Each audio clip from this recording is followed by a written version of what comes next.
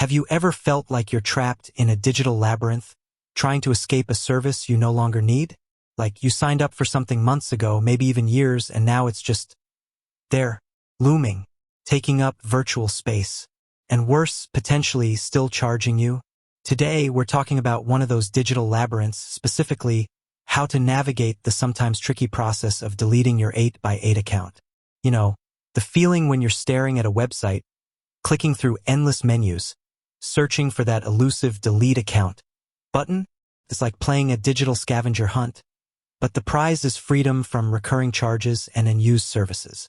And let's be honest, in today's world of multiple subscriptions and online accounts, streamlining your digital footprint is not just a convenience, it's a necessity. 8x8, a powerful communication platform, is fantastic for businesses. But what happens when your business evolves, your needs change, or you simply decide to move on? You need to know how to properly close that account. Otherwise, you might find yourself paying for something you're not using, or worse, leaving sensitive data vulnerable. Now, before we dive into the nitty-gritty of the deletion process, let's address a crucial point. Why is this even important?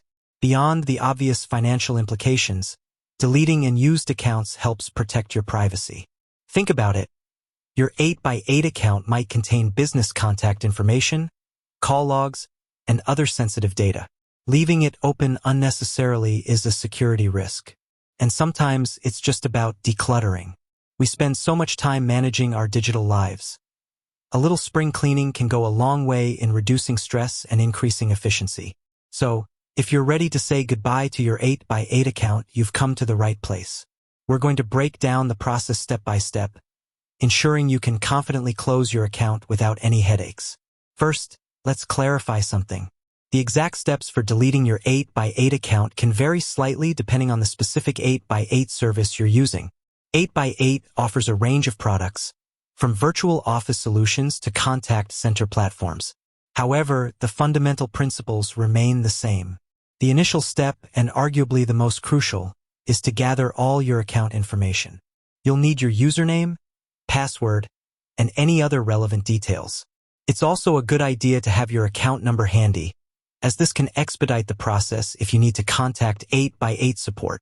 Next, you'll want to back up any data you wish to retain. This is especially important if you've been using 8x8 for business purposes. Call logs, recordings, contact lists. Make sure you have copies of everything you need before proceeding with the deletion. Now, let's talk about the actual deletion process. The most straightforward approach is usually to log into your 8x8 account and look for account settings or profile options. Within these settings, you should find an option to manage your account or subscription. Look for phrases like cancel account, delete account, or terminate service. However, here's where things can get a bit tricky. 8x8, like many enterprise-level services, often requires you to contact their support team to initiate the account deletion process.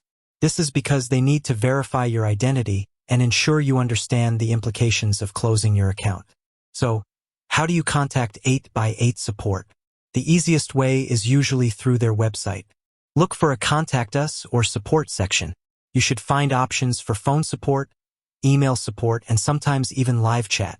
When you contact support, be prepared to provide your account information and clearly state your intention to delete your account. They may ask you some questions to verify your identity and understand your reason for leaving. Be polite and professional throughout the process. Now, here's a crucial point. Ensure you get a confirmation of your account deletion. This confirmation should be in writing, either via email or a support ticket. This document serves as proof that you've successfully closed your account and can be invaluable if you encounter any issues later. It's also essential to check your billing statements after you've deleted your account. Make sure you're no longer being charged for 8x8 services. If you see any unauthorized charges, contact 8x8 support immediately to resolve the issue. Now, let's address some common scenarios that might arise during the deletion process. What if you're locked out of your account and can't remember your password? 8x8, like most platforms, offers password recovery options. Look for a forgot password or reset password link on the login page. You'll typically be asked to provide your email address or username, and 8x8 will send you instructions on how to reset your password. What if you're on a contract with 8x8? If you're under a contract, you might need to pay an early termination fee. Contact 8x8 support to understand the terms of your contract and the associated fees. What if you're having trouble navigating the 8x8 website? If you're finding it difficult to locate the necessary options, don't hesitate to contact 8x8 support. They can guide you through the process and provide specific instructions tailored to your account. And what if you encounter resistance from 8x8 support? While this is rare, it can happen. If you feel like you're being given the runaround, politely escalate the issue to a supervisor or manager. Document all your interactions with 8x8 support, including dates, times, and names of representatives. This documentation can be helpful if you need to file a complaint or dispute any charges.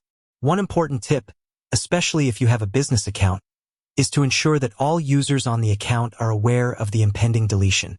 You don't want to inadvertently cut off communication for any team members who might still need access. Additionally, remember to remove any 8x8 integrations you have set up with other services. This ensures that data flow between those systems is properly stopped and that you don't encounter errors after account termination. And always, double-check your billing information. Make sure all final payments have been made and that you understand any potential refund policies. Sometimes, companies have specific rules regarding refunds for partially used services. With that said, thanks for watching, and until next time.